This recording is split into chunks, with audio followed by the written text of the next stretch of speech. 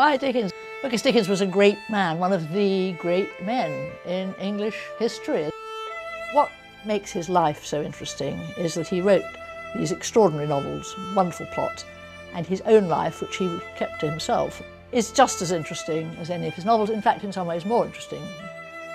The love that people felt for Dickens was quite extraordinary. He was a very good man and he did good works and he cared about being good.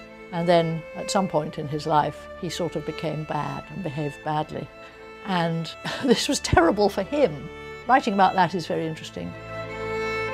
It is amazing how he has endured, how all over the world he still means something to people. Russia, China, the Arab countries, people know the names of Dickens's characters.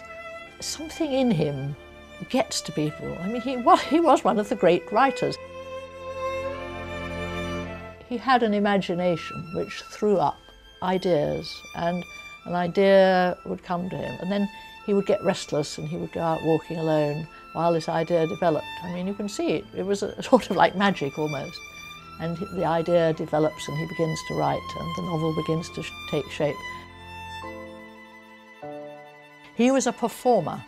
When he was writing, he performed his characters to himself, and he was being his characters, and I think that's why his characters are so powerful, that Dickens actually was all those people as he wrote them. Dickens was a man of extraordinary energy, and writing his biography means you're writing about 5 biographies in one. He was driven to do what he knew he had in him. Dickensian is a word that everybody understands. Everybody knows what it refers to, a certain quality of English life.